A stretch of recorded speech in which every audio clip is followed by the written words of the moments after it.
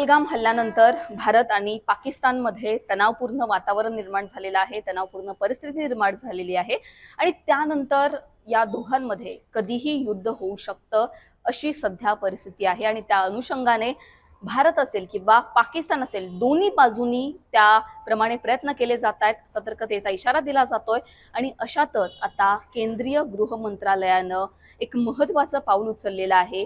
7 तारखेला देशामध्ये अख्ख्या देशातील सगळ्याच राज्यांमध्ये मॉक ड्रिल करण्यात येणार आहे आणि या मॉक ड्रिल मध्ये जर आपल्यावर हल्ला झाला तर कशा प्रकारे काळजी घ्यायला पाहिजे, कशा प्रकारे यंत्रणांनी सूचना द्यायला हव्यात किंवा नागरिकांनी काय केलं पाहिजे, आपत्कालीन परिस्थितीमध्ये कशा प्रकारची पावलं उचलायला हवी, या सगळ्यांच्या सूचना देण्यात येणार आहेत आणि कुठल्या कुठल्या शहरांमध्ये कुठल्या कुठल्या भागांमध्ये हे मॉक ड्रिल करण्यात येणार आहे याची यादी माझ्याकडे आहे आणि कॅटेगरी 1, कॅटेगरी 2, कॅटेगरी 3 अशा 3 कॅटेगरीमध्ये हे भाग डिवाइड करण्यात आलेले आहेत।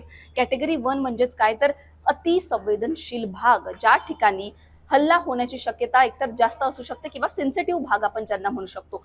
हे भाग कोणते आहेत या यादीमध्ये कॅटेगरी 1 मध्ये कुठल्या कुठल्या भागांचा समावेश आहे, कुठल्या कुठल्या ठिकाणांचा समावेश आहे तेच या व्हिडिओमध्ये मी तुम्हाला सांगणार आहे। नमस्कार, मी पूजा, तुम्ही पाहताय मुंबई तक। सगळ्यात पहिल्यांदा आपण जर बघितलं तर महाराष्ट्रातील एकूण 16 ठिकाणांचा याच्यामध्ये समावेश आहे। महाराष्ट्रातील 16 ठिकाणी हे मॉक ड्रिल करण्यात येणार आहे।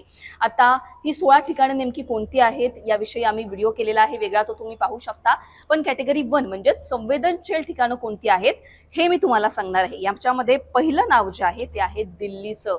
आता दिल्ली हे अनेक अंगांनी एक महत्त्वाचं शहर आहे, आपली राजधानी आहे दिल्ली। सर्वोच्च न्यायालय असेल, संसद भवन असेल, राष्ट्रपती भवन असेल, ह्या सगळ्या ही जी ठिकाणे आहेत ही दिल्लीमध्ये आहेत। त्याच्यामुळे दिल्ली हे एक संवेदनशील शहर जे आहे ते आपण दिल्लीला म्हणू शकतो आणि कॅटेगरी 1 मध्ये दिल्लीचा समावेश आहे। आता गुजरात मधल्या 3 ठिकाणांचा याच्यामध्ये समावेश आहे। पहिलं म्हणजे सुरत, जे की मोठं बिझनेस हब आपण म्हणू शकतो, कपड्यांचा मोठा व्यापार सुरतमध्ये आहे, हिरा मार्केट सुद्धा सुरतमध्ये आहे। त्याच्यानंतर दुसरं नाव जे आहे गुजरात मधलं वडोदरा आणि एक आहे ककरापूर, अशा गुजरात मधल्या 3 ठिकाणांचा याच्यामध्ये समावेश आहे। आणखीन जे मुंबई म्हणजेच महाराष्ट्रातली 3 नावं जी कॅटेगरी 1 मध्ये म्हणजेच अतिसंवेदनशील ठिकाणं जी असतील, जिथे हल्ला होण्याची शक्यता जास्त असू शकते असं आपण बोलू शकतो। महाराष्ट्रातली ती 3 ठिकाणं कोणती आहेत तर मुंबई, त्याच्यानंतर उरण आणि तारापूर। आता मुंबई जे की आर्थिक राजधानी आहे मुंबई आपली आणि मुंबई सुद्धा अनेक अंगांनी महत्त्वाचं शहर आहे।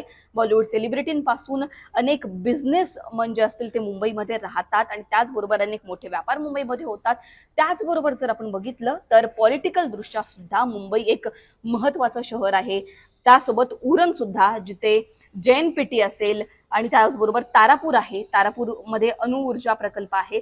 मुंबई, उरण आणि तारापूर ही 3 जी ठिकाणं आहेत त्यांचा सुद्धा कॅटेगरी 1 मध्ये समावेश करण्यात आलेला आहे।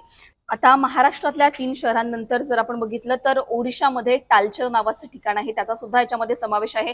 राजस्थानमध्ये जर आपण बघितलं तर कोटा आणि रावट भाटा या 2 ठिकाणांचा समावेश आहे। पाकिस्तानची बॉर्डर जर आपण बघितलं तर राजस्थान मधून आपण शेअर करतो आणि त्या दृष्टीने राजस्थान एक महत्त्वाचं ठिकाण आहे। त्यासाठी राजस्थान सुद्धा संवेदनशील ठिकाणांमध्ये राजस्थानचा समावेश करण्यात आलेला आहे। त्यानंतर जर आपण बघितलं तर तमिळनाडूमध्ये चेन्नईचा इथे समावेश करण्यात आलेला आहे आणि दक्षिण भारतातून जर आपण बघितलं तर चेन्नई आहे तमिळनाडू मधलं आणि एक कालपक्कम नावाचं ठिकाण सुद्धा आहे तमिळनाडू मधलं, त्याचा सुद्धा कॅटेगरी 1 मध्ये समावेश करण्यात आलेला आहे।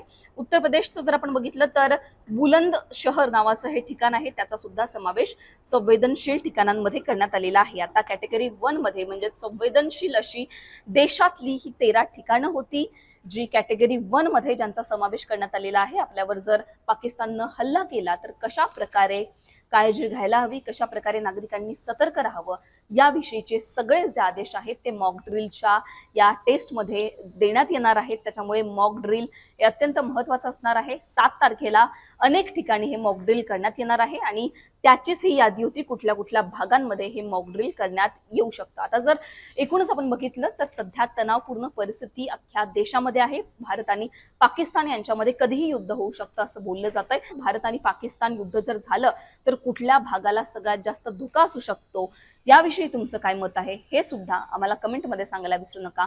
मुंबई तकला जर तुम्ही सबस्क्राईब केलं नसेल तर सबस्क्राईब करायला विसरू नका. हा व्हिडिओ पाहिल्याबद्दल धन्यवाद.